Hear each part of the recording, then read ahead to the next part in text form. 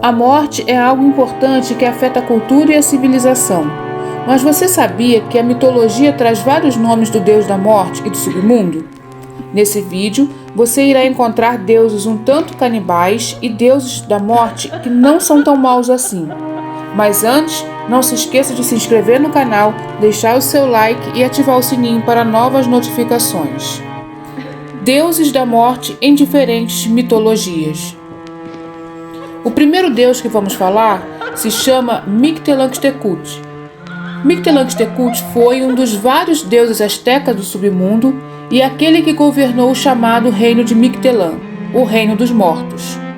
Como a maioria das divindades astecas, ele foi associado a animais, no seu caso aranhas, corujas e morcegos. Ele foi descrito como um esqueleto sujo de sangue com um colar de olhos. Quetzalcoatl humano, o deus asteca da criação e o doador da vida, desejou criar vida, mas precisava de ossos daqueles que viveram no mundo anterior. Mictlantecuhtli e sua esposa Mictlantecuhtli foram enviados para o submundo em que o mundo foi criado. Eles protegeram os ossos que Quetzalcoatl procurava e inicialmente concordaram em dar-lhe os ossos. Quando Quetzalcoatl se aventurou no mundo para recolher os ossos, o deus dos mortos recusou e tentou matar o deus da criação no submundo.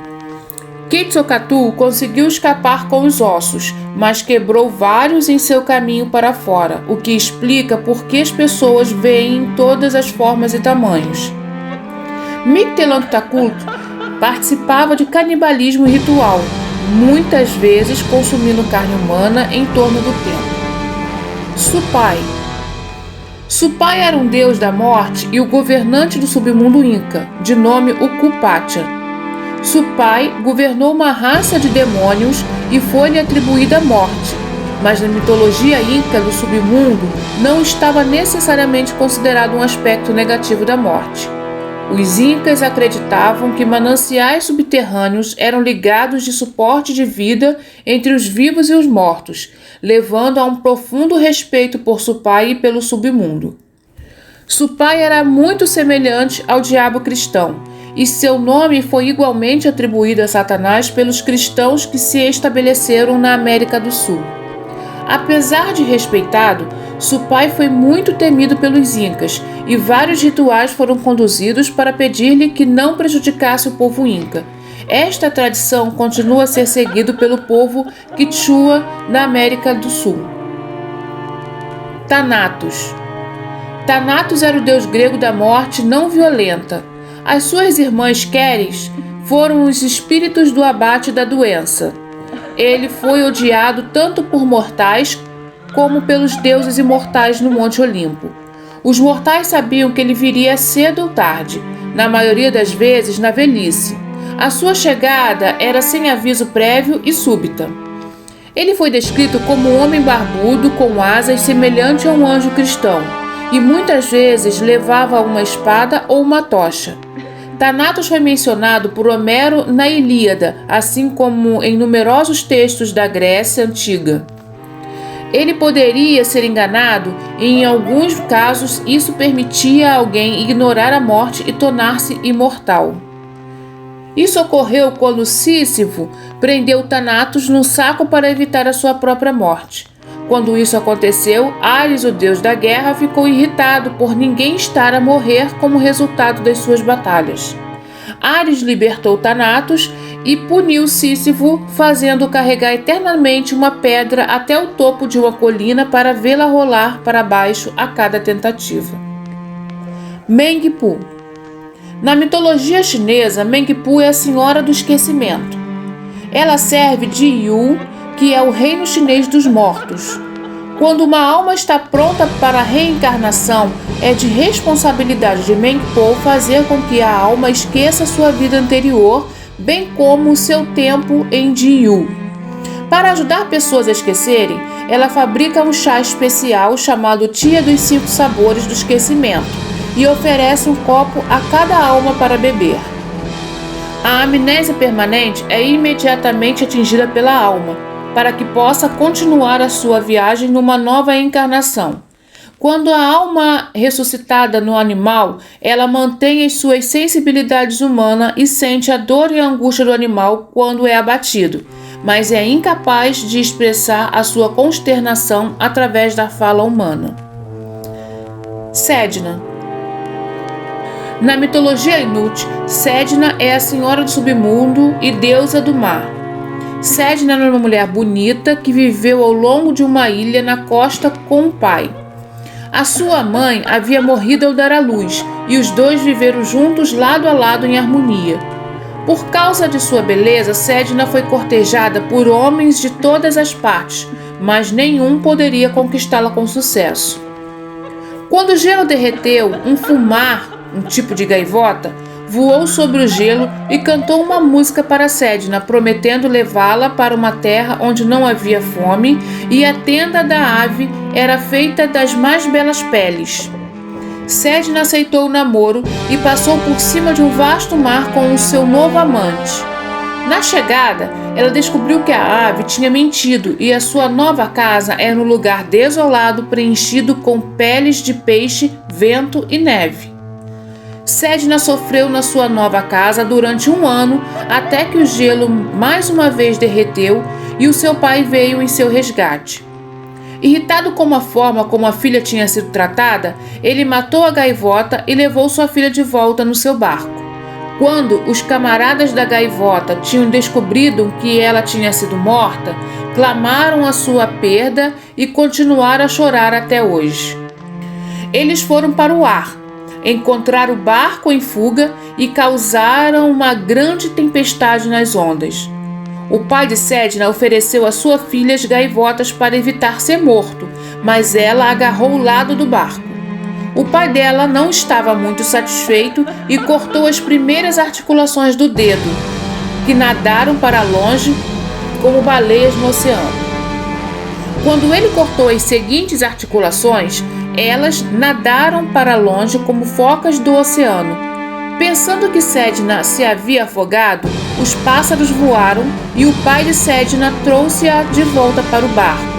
Ela estava chateada com o que havia acontecido e, uma vez em terra, os seus cães roeram fora os pés e as mãos de seu pai enquanto ele dormia. Quando ele finalmente acordou e viu o que tinha acontecido, ele amaldiçoou Sedna, os cães e até mesmo a si mesmo.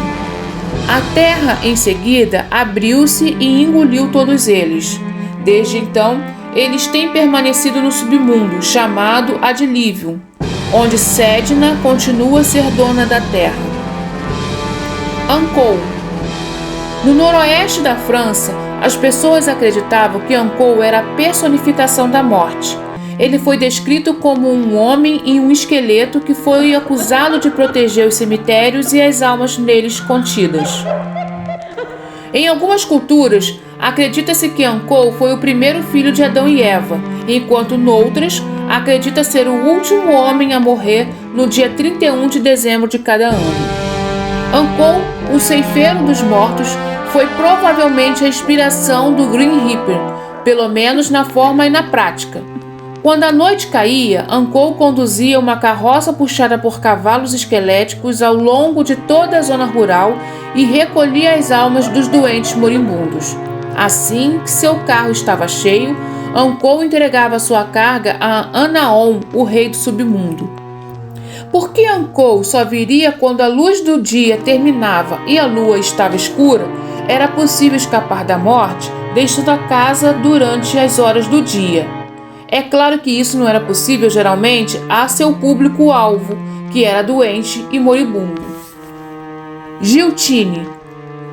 Giltine era uma mulher forte e atraente até ter sido enterrada num caixão durante 7 anos. Quando escapou, ela era velha, feia e tinha um nariz azul longo e uma língua venenosa que ela usava para lamber aqueles que foram marcados pela morte. Ela era a deusa da morte e a personificação acabaria por assumir a mesma forma do ceifador mais tarde na mitologia. Ela poderia mudar de forma à vontade e disfarçar-se de cobra ou vara de madeira. Acreditava-se que se ela aparecesse ao pé da cama de uma pessoa moribunda, essa pessoa iria recuperar, mas uma aparição na cabeceira da cama significava morte certa. Diz-se que ela inventou a profissão médica, mas decidiu que os médicos não poderiam interferir na sua vontade. Durante as horas do dia, ela vagava pelos cemitérios numa mortalha branca buscando caixões dos mortos para que pudesse lamber os cadáveres para extrair o veneno que usava para matar os vivos.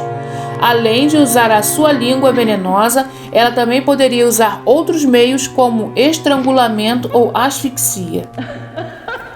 Masal, mais conhecido para o povo Hopi como o Homem Esqueleto, era um grande amigo e zelador do povo Hopi na vida após a morte.